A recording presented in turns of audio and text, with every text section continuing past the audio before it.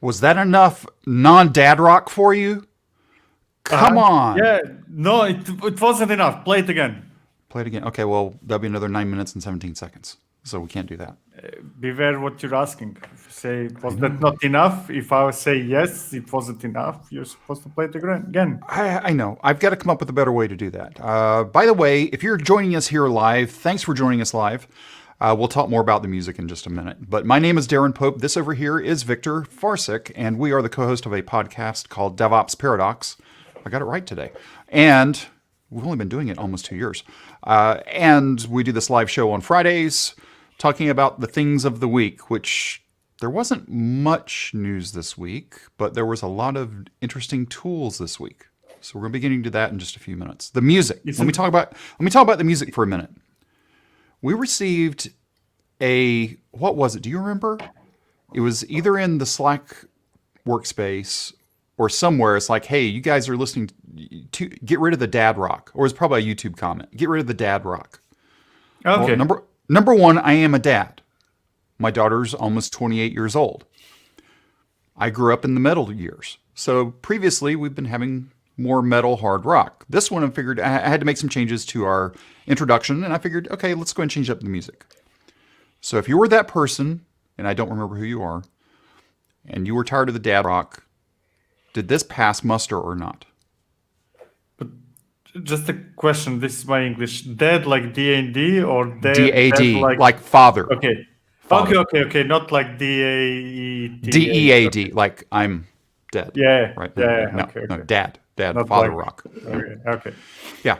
So I did something a little bit different. But anyway, since it is Friday, break out your drink. Even if you're on the West Coast, break out your drink. Victor is still non-alcoholic. Still, are you doing a couple of meetings? Yeah, okay. And then I'm gonna finish with gin tonic. And I'm assuming, okay, then you just answered my question. You're not doing the no alcohol January. That's a thing this year. That? I don't know. Who invented Basically, that? people aren't drinking alcohol at all in January. You've already missed that. So yeah, no, kind of. I failed miserably. The 1st of January already failed. You know, that's the advantage. Kind of like if you fail early, then you can do. Are you saying fail fast, fail often? Exactly. Often on purpose. Fail fast, fail on purpose. Okay, we're not going to talk about alcohol anymore. We're done with that. This week's episode of the podcast, we spoke with Andy Grabner about Kepton. It was a good episode. Oh yeah. We have. I'm still trying to get my head around it. There are some very interesting use cases that I can see for it, but I'm still trying to figure out what would be let's put it this way. I'm at the point now to where it is a tool in my toolbox. I'm okay with that. Would I use it? Can I name the use cases where I would use it yet? No, I can't. Yeah, it will take a while, I think. Conceptually, and I'm not even talking about, I'm using Kepton as example. Conceptually, firing events and then listening to those events to do something without those two things being coupled, I think it's a good thing. It's potentially a good thing. It can get very complex, but it's a good thing, right? So, I mean, I've been looking the other day, not the other day, I've been looking for a long time now, but to me, Kepton is very similar to what Argo Events is trying to do. Hey, traditionally, we would say, I'm going to register this GitHub webhook, let's say, to send a request to, let's say, Jenkins or TeamCity or whatever, right? To a tool. While Events is more like kind of, hey, you're going to register this webhook, and then you're going to register some completely separate process that is going to listen to the source of that event, kind of very decoupled, right? And then you can have much richer permutations, I think, of what you're trying to do instead of... Because realistically, if I want my system to be notified when I change something in Git, I do not necessarily have to know to do that who is going to do something with that notification. I just need to know that I need to notify my cluster that, hey, this just happened. Who's listening to it is a separate story. Yep. We love decoupling. Yep. Decoupling It is can good. get easily out of hand also. It can, right? Just like Same like microservices. microservices, exactly. Yeah. Exactly. I think and that's a problematic part in a way that I'm all for microservices. I love Kubernetes and all those things, but they're overkill for vast amount of use cases, really. Imagine you start your own project and now just a project. You start a new project, whatever that something is going to be, and then from day one you decide to split it into 100 microservices. When you have 7 lines of code, that's an overkill. Or event-driven architecture. Yeah, I'm going to fire events, and then I will be listening to those events with completely unrelated processes. That's an overkill. It was like one of the side projects I was working on that I will probably end up rewriting.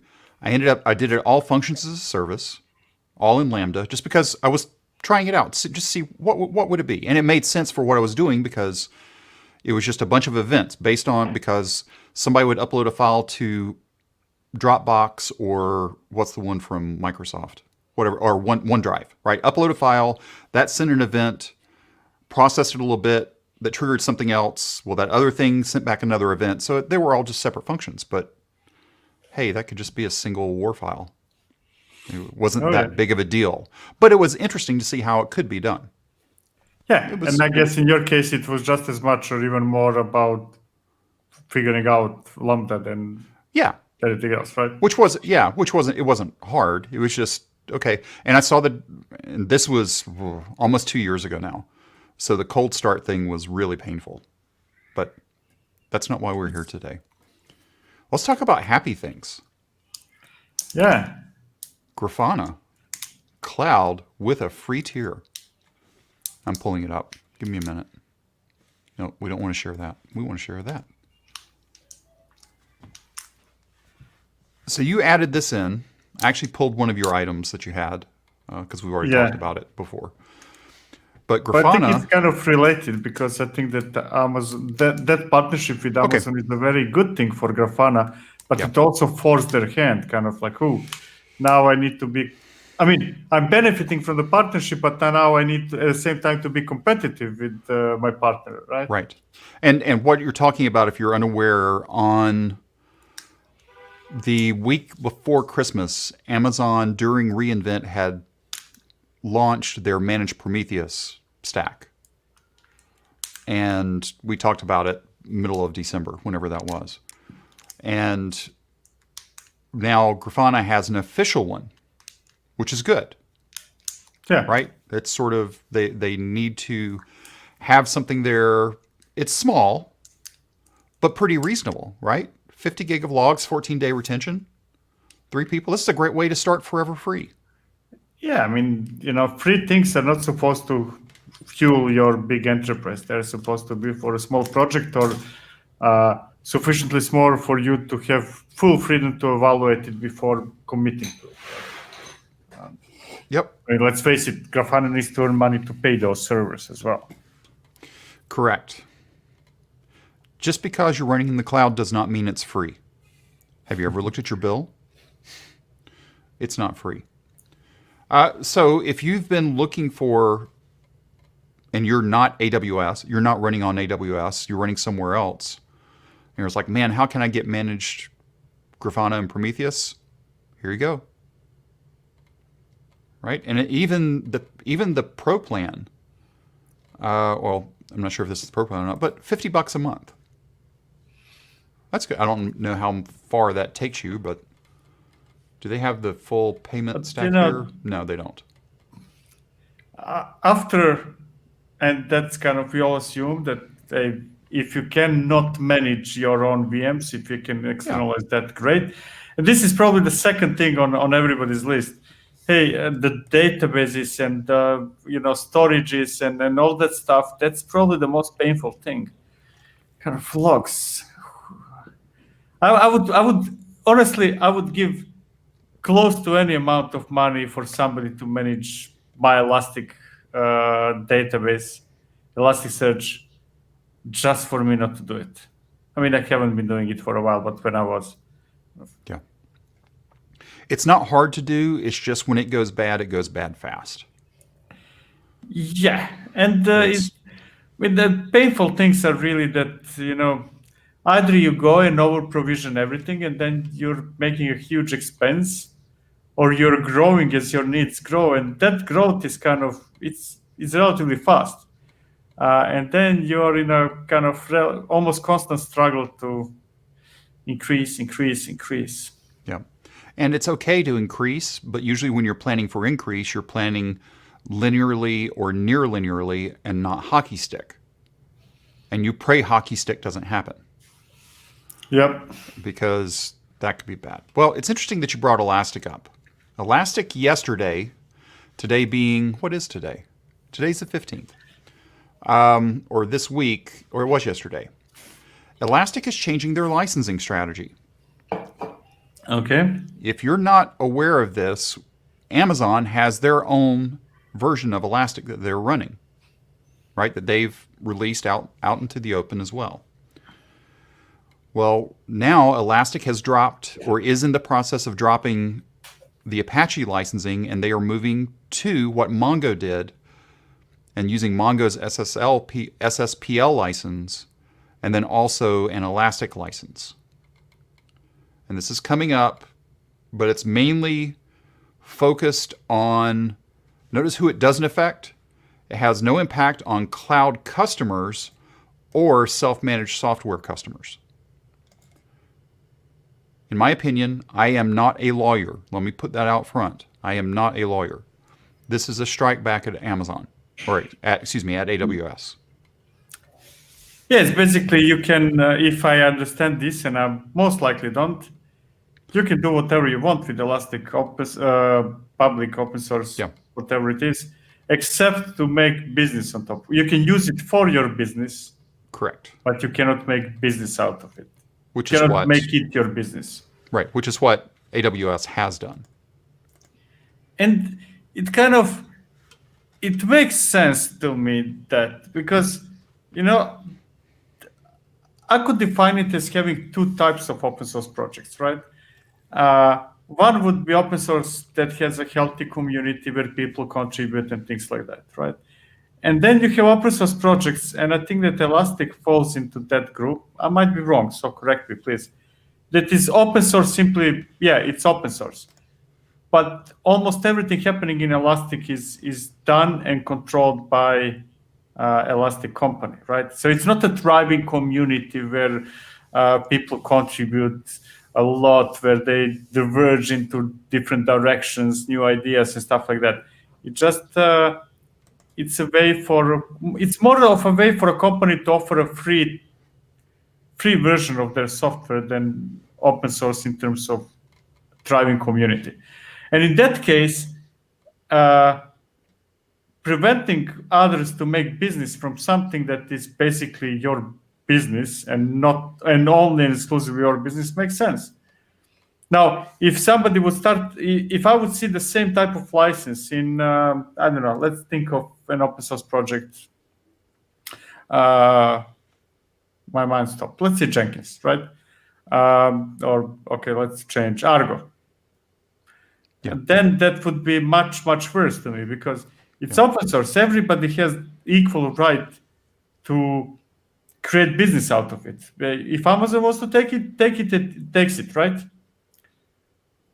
But Elastic is open source only in the name, really. Right. So this may or may not apply to you, but if you have lawyers, now's probably a good time to use their services, just to make sure. Now, it does only apply to, these kick in even 7.10 and earlier, which is the current shipping one. Apache is gone in 7.11, completely gone. So if you're shipping something that, and again, I am not a lawyer. I am definitely not a global lawyer. So who knows what applies where.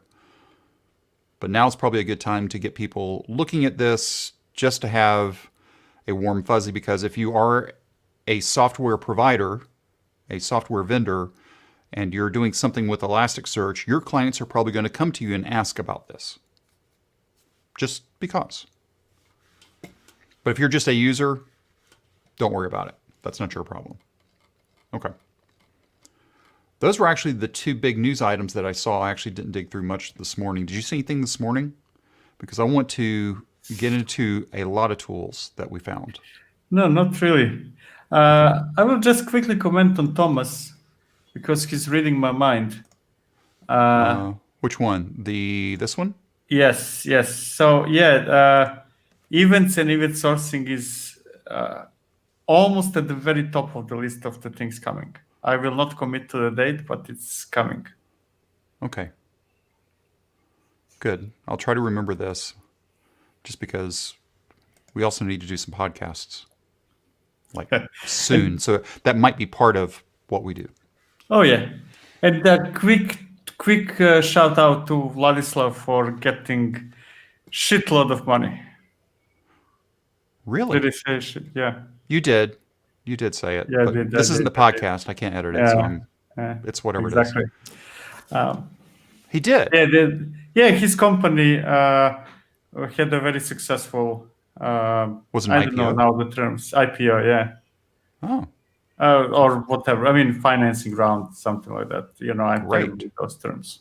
Cool. So, Vladislav, congratulations. Yep, here we go. Whoop, whoop.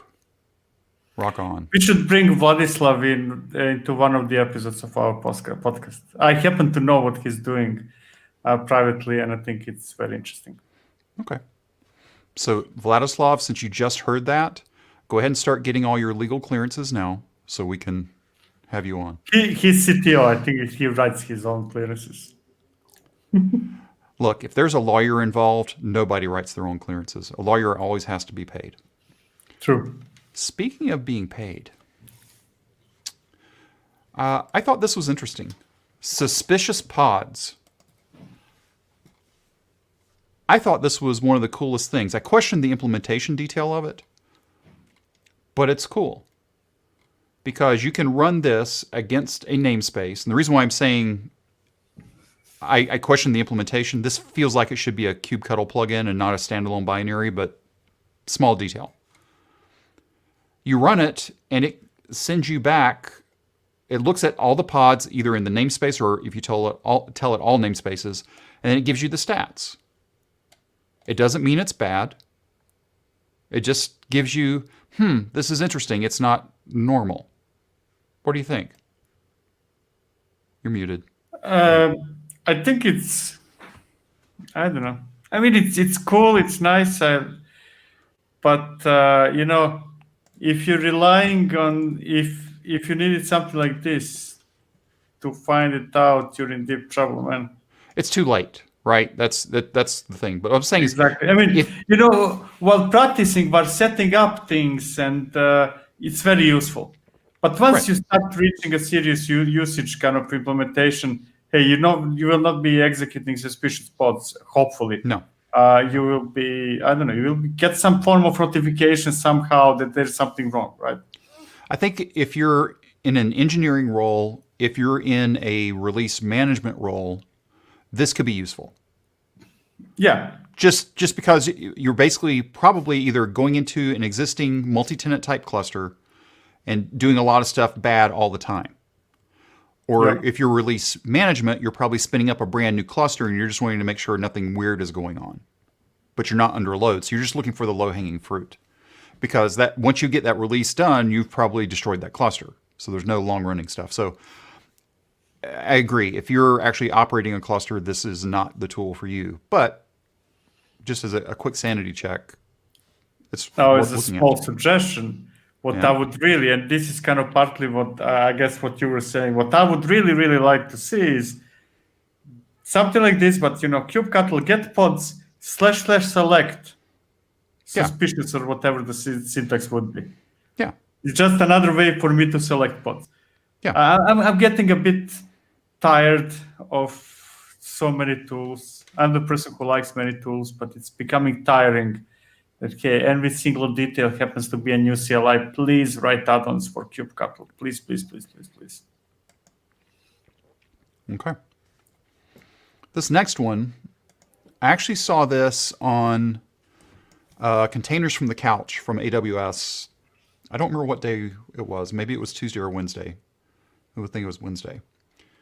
And the title says it all: the simplest way to deploy applications to multiple Kubernetes clusters. I watched a little bit of that episode, which you can find it on YouTube. But I haven't, I'm still trying to get my head around it, but it looked pretty interesting. I don't know if you've looked at it yet or not, or read any No, press on it. Admiralty, not yet. No. Have you been working this week? Is that your problem? I've Is been that- working this week. Why? No, that's what I'm saying. Is you've been working. It was supposed to be a joke. You've been working. You haven't just been sitting around reading. Exactly. Stuff all week. Okay. Yeah. I still need to finance my life somehow. Yeah. So they have a lot of very interesting bullets and everything else here that it's like, yeah, okay. They seem to have all the check boxes. That's what I'm trying to say. So if you're interested in, hey, I need to do this, then great. And there was something from KubeCon as well. But I would say go and watch. I watched probably about 8 or 10 minutes of the Containers from the Couch episode this week, which I believe it would have been whatever Wednesday was, the 13th. Maybe it was yesterday. I don't remember. But check it out. All right. Next, oh yeah, I forgot about this one. Pyroscope. This is another one of those tools that you're just like, I'm tired of tools. Well, okay. It's a continuous profiling platform. Yet another continuous. This is one we've talked about: continuous reliability, continuous testing. Now we've got continuous profiling. So it's active development. It's basically just crazy, like live profiling. It only works for a couple of languages right now, I believe. Ruby, Python, Go, and eBPF's coming soon. So if you're not one of those 3 languages, it doesn't matter at this point. Yeah, that picture looks like something that should not exist. From Grafana. No, from Grafana. Oh, yeah. Yeah. Pyroscope. There you go. Yet another one. Yep, yet another one. Okay. So this one, I sort of got them out of order, but that's okay. Porter. This is the one I was excited about. We've talked about running your own self-managed Heroku. That's what this, in theory, not using the word Heroku, but that's the word I'm using, to where you can do it. Now, it says anywhere, and then it says AWS, GCP, DO, and more, which right now it's just the 3. Or at least it was when I read it this week. So it's okay. It is open source. You can use it. You basically pick your provider, you say new project, and off you go. Or if you already have a Kubernetes cluster, so it'll create a Kubernetes cluster for you. It does all the things for you. No vendor lock-in. So basically, this is that layer that we've been preaching about for how long now that we really needed. We need to make Kubernetes sort of disappear into the background. Yeah, but I'm not sure that this would get me there, right? Because I don't know. I doubt that this will allow me to switch from AWS to Google, right? It looks more like something that helps me have an easier time at either of the 2. Correct. It's not going to be across. So if we could get Admiralty and Porter to come together, then we got something, right? Yeah. Multi-cluster and... my problem is not really whether I'm locked into the Porter that helps me with AWS, but whether I'm locked in the AWS. And Porter is not going to help me there. And this is why it's important to me. That's why it's important, Kubernetes, and why I'm starting to dismiss new tools that are not somehow having Kubernetes behind the scenes, below the hood, because I really want that in between. I want Kubernetes in between my cloud vendors and whatever is above. Otherwise, we're all going to have problems. Yeah. So, but this is a start, right? That's the key. This is one of the first ones that I've seen, at least from an open source perspective, that this is a start. It is building a Kubernetes cluster for you. Yeah. All the other things, right? So this is a start. Doesn't mean it's the answer, but it's a start. Okay, no, nice. This was my mistake. I missed the word Kubernetes over there. Yeah. You were in a previous page. I missed it. Yeah. Then it does. Suddenly it makes a bit more sense. A lot more, actually. Now, will it create the Kubernetes cluster with your business rules in place? No. No, it's not. But that's the reason why it had an option. Hey, you already have your own Kubernetes cluster? Next. Just skip. Because you can skip the creation of the cluster.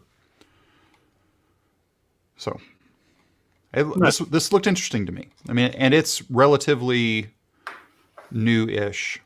You can see it's active 4 days, 2 months, 20 hours. But it appears right now it is just AWS, GCP, and DigitalOcean, which, if it's GCP, I got GKE. With AWS, I'm assuming it's EKS, and with DO, it's Docs. All three are fine. Yeah. But what I'd sort of like to... Go ahead. Azure is suspiciously missing there. It is. Oh, I like this. I don't know if you can see this or not. Let me see if I can blow this up a little bit more. Nope. Oh, that's the wrong window. Sorry. Hang on. No, it's not working. It's a little line. Note, provisioning can take up to 15 minutes. That's Gee, not that really? much. No, it's not. But it's what it is. Okay. But yeah, I would sort of like to see them flip it around, like what you were saying, and just like, hey, I want to run my here's my application, and I want it to run on AWS and GCP. Go. Right? And then just it takes care of everything else. That would be cool. All right. Another thing that I saw was Gimlet. Have you played with Gimlet before? Not yet. It's on the to-do list. So I found this through Reddit, and then I went over to the site, and the one thing I didn't understand here is he relaunched the project Gimlet as open source, right? So that's the way I read it. That's the way I read it on Reddit. But then I got into it and I saw, and now he's going to be at FOSDEM, which is cool. What I couldn't figure out is, okay, how is Gimlet different than Gimlet CLI? Or is Gimlet CLI Gimlet? That's where I just started getting confused. So is it? I don't know. I don't know the answer. I'm guessing because then I see one chart and I see services and blah, blah, blah. But yeah, I don't know. But anyway, the docs seem pretty straightforward. I just don't know. I know you have it on the list. I don't know how this is going to... I moved it to the top of the list only because of the name. Why because of the name? Gimlet is my favorite drink. Oh, it's a drink? It's a gin based drink. Yes. So when I don't know what I'm gonna choose, when I don't want to think, it's Gimlet in my case, always. Okay. See, obviously I would have never figured Gimlet. It's like, okay, is this from Lord of the Rings or something? I don't know. Look at the logo, man. Look at the logo. I doubt it's a coincidence that it looks like a gin glass at the very top. Oh yeah, right up here. Yeah. That's a gin glass? That's, I mean, yeah. It looks like an upside down clothes hanger to me. Okay. Or a funnel, one or the other. I mean, it doesn't. Okay, just go to Gimlet for images in Google Images, and you'll see the glasses are more or less like that. Here, let's do this real quick because I don't want to do that live. I trust you. I don't trust. I trust you. I don't trust. Okay, fair enough. All right, so here we go. I don't trust image searches.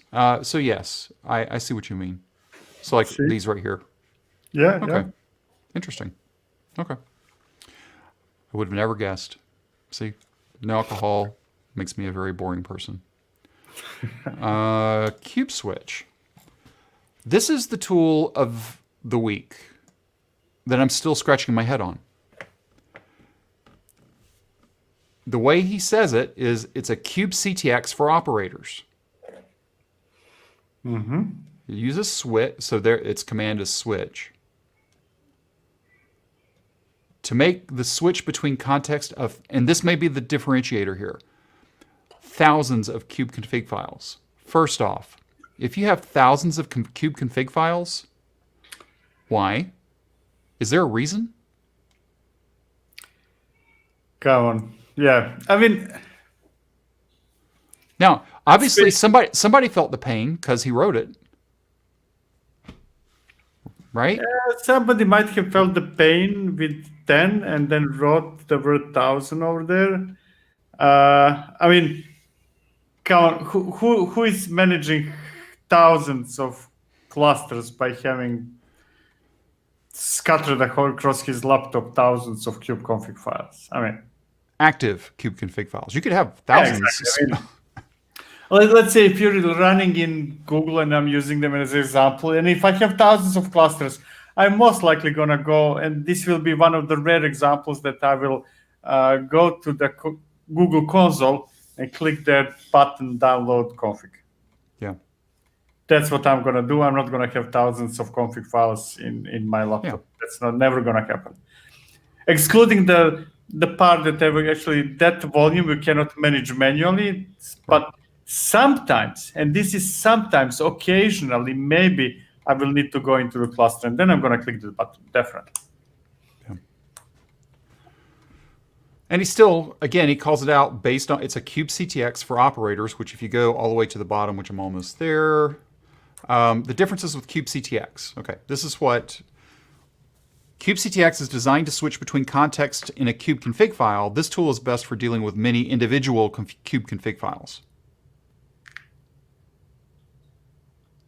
So, yeah, I mean, I must say that that's my style. I tend to, when I create, and I doubt that many people do that, but whenever I create a Kubernetes cluster, the first thing I actually do is execute export kubeconfig equals $pwd/kubeconfig.yaml, so that I've been burned so many times by having that default kubeconfig, thousands of lines of random stuff, right? 3/4 of those things not being active anymore, things like that.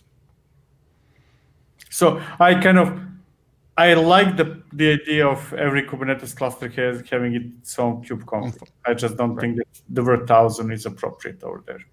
Yeah. Okay. Well, but since you do like separate files, this might be more useful for you. I don't know. I'll let you make the call on that. Okay. One more set of tools. This is Sandstorm. And the reason why I put this one in here was due to, what was it? It was useful workflow tools. So change namespaces. Okay, we have Kubernetes for that. If you have a tool. Change between servers easily. Enter pods and display logs easily. And then some of these other things here. Some of these were interesting, but then others were like, I think once this gets here, whatever the restore is, extremely opinion. I would hope so. I don't know if it was it's restoring persistent volumes. Who knows, right? Yeah. I don't know. I think it's early. I will give them that, right? So I'm not going to spend a whole lot, but let's look at the MySQL one here because I'm just curious. MySQL CLI? I have that feeling as if previously I said, hey, we have too many tools. And now I have a feeling as if this tool started from one idea and then end up with a different, add copy, context, NS, enter logs. And then kind of new, MySQL, how is that related? How is that? Yeah. I mean, I'm not saying that that's a bad thing, each of those, but my first association before I jumped into new is saying, hey, this is kind of like, I use K9s for that. Yeah. Or, as he says here, kubectx and kubeNS are similar, right? So they're doing some of the same stuff. So it's like, yeah, I don't know. If you're looking for tools and it's sort of like going to, if you're in the States, you're going to Home Depot or Lowe's or just your local neighborhood hardware store. I'm just listing out some tools. This is me browsing around. It's like, oh, that looks interesting. Now I'll put it back on the shelf. Yeah, this is like me. You know what I spent last 4 days? Every day ordering and getting a different tripod for my camera and throwing it into the drawer because it's bad. We'll talk about that in a few minutes. Let's talk about the... You had 2 videos this week. Yes. I was more productive this week. Or, okay, let's put it this way. More productive last weekend. Yeah, that's what it boils down to. Yes, I'm planning to kill myself, and in the process release 2 videos a week. It probably won't last. I will probably end up exhausted, but that's the current plan. Yeah, and by the way, I'll go ahead and say the podcast for next week, I'm halfway done editing, so I'm back to almost the Victor land of, okay, we're an hour from launch. I guess we should start on this, right? Let's talk about Lightsail. You had some very pleasant things to say about Lightsail. I like simple, and I think that we need simple. Mm-hmm. Now, it's obviously not something that medium to large company is going to use. It's not for that, but for small teams, small companies that just want to do something without spending eternity trying to figure out, I think it's great. You get a VM and now it supports containers. So we have a preferable way to package and deploy applications, meaning container images and containers.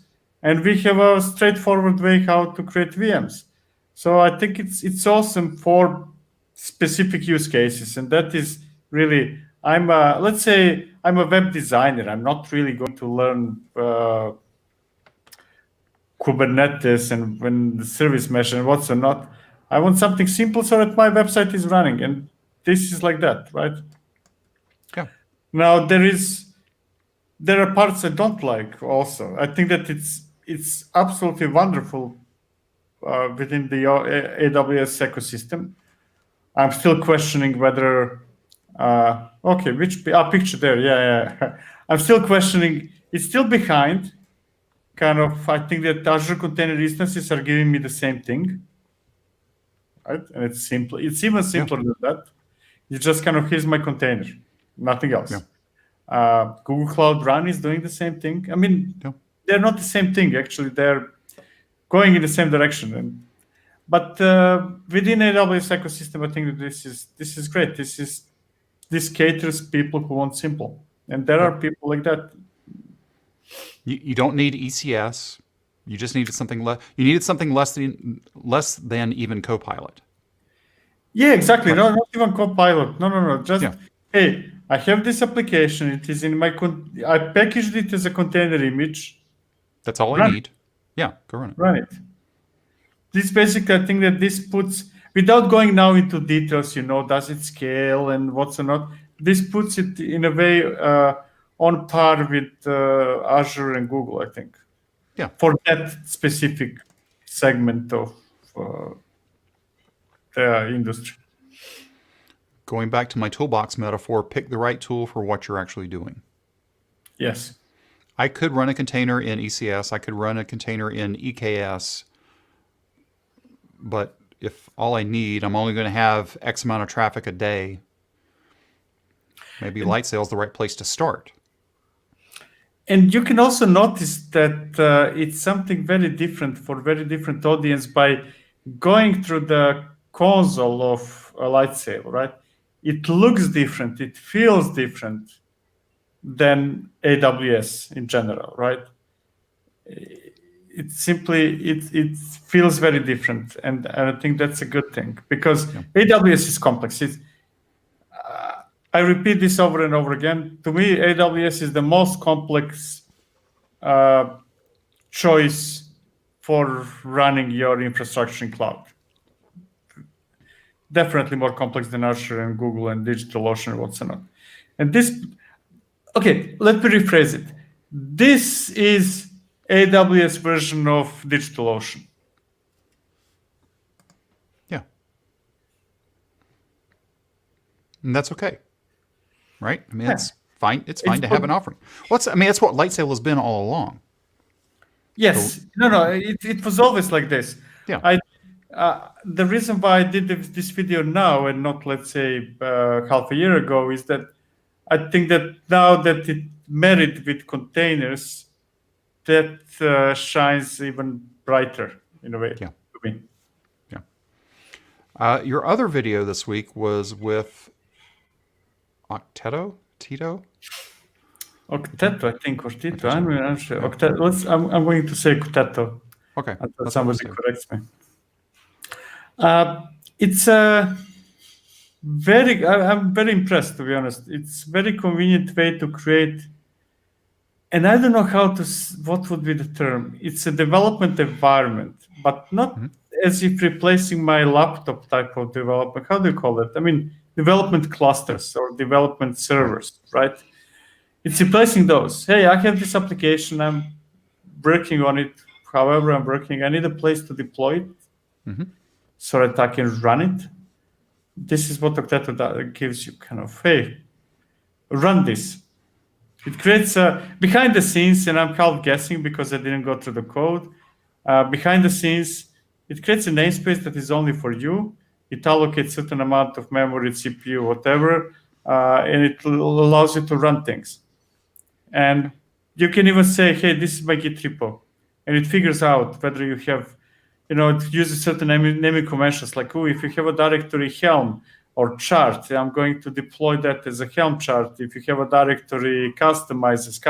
If it's KTS, stuff like that.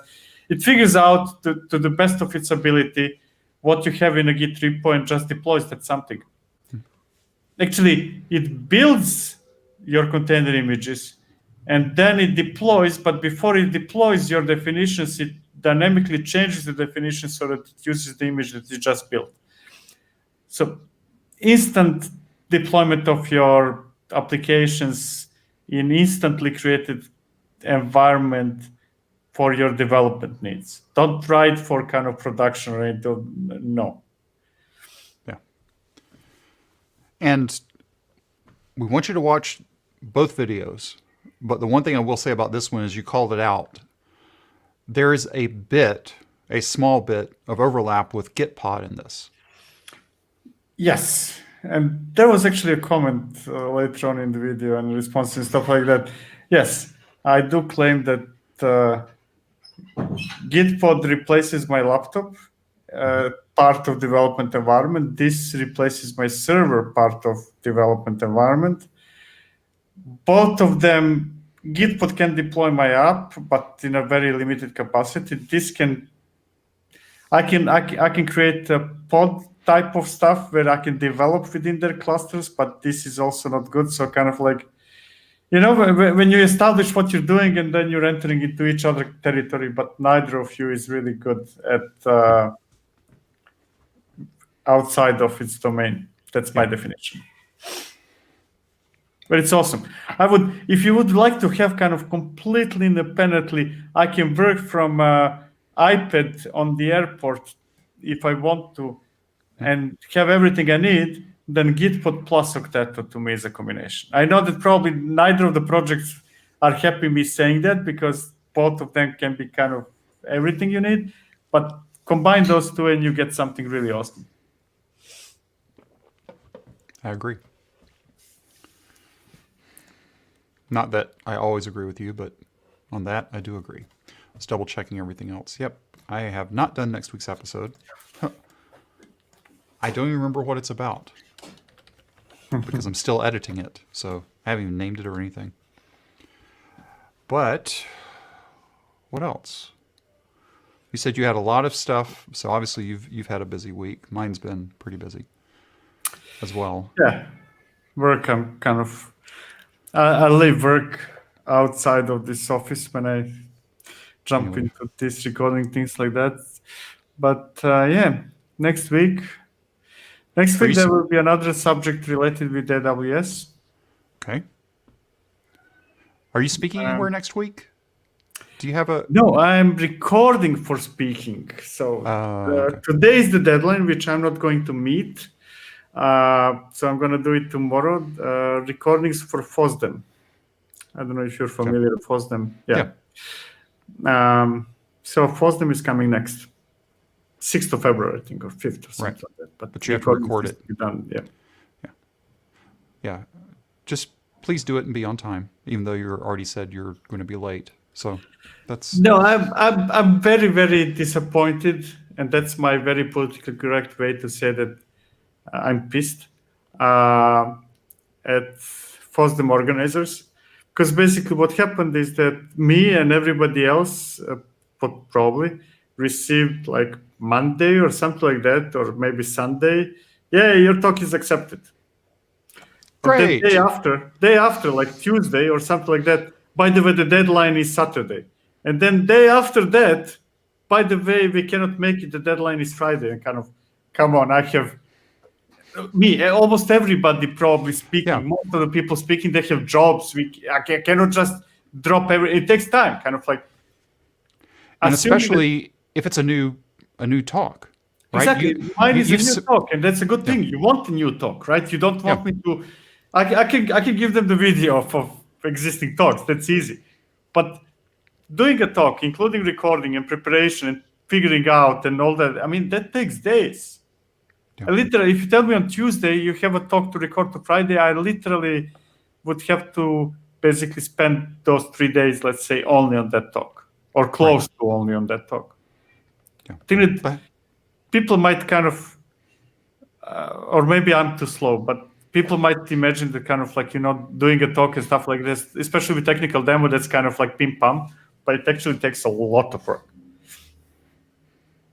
I did one this week. Final render time was, I think, 9 minutes. It was under 10 minutes. I was probably about 12 to 15 hours of prep for it, for a 9-minute video. Just to make sure the 9 minutes went by correctly. Right? Well, on your videos during the week, there's times to where you fast forward. Oh, yeah. It's just... Oh, yeah. I mean, just like this... I don't know, like light sail, or maybe not light sail because it's very light, but some of the videos, just recording time, me speaking continuously can easily take 2 hours. Yeah.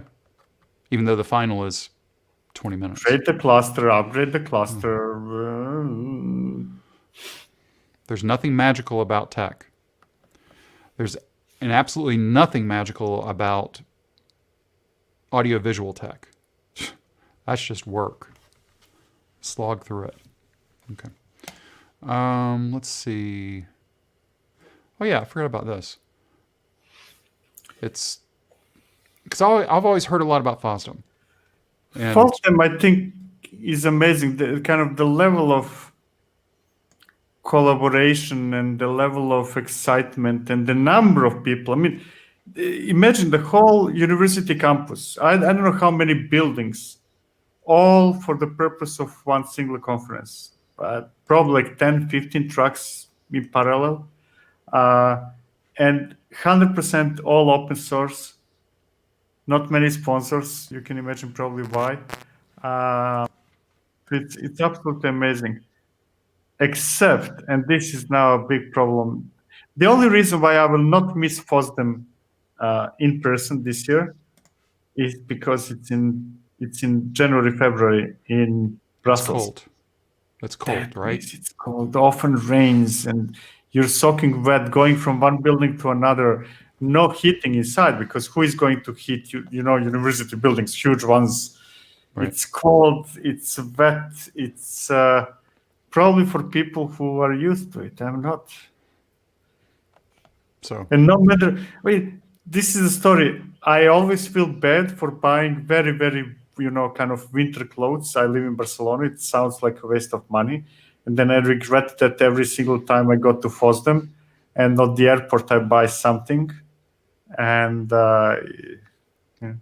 but I buy a jacket and then I walk in rain and snow in sneakers, right? And you know how that ends up. Well, I mean, the airports are basically your clothing store, right? I mean, and conference. I've seen you do that numerous times. Or you tell me that you did it on the way in. It's like, all I brought was my backpack. I'll buy clothes when I get there. What? It just makes no sense. I cannot relate to. I mean, it's one thing if your bag's lost and you got to deal with it. Yeah, but to do that on purpose? No. I hate shopping. And you have to go to airport earlier, right? Kind of, you cannot be like 2 minutes. You don't arrive 2 minutes before the flight, right?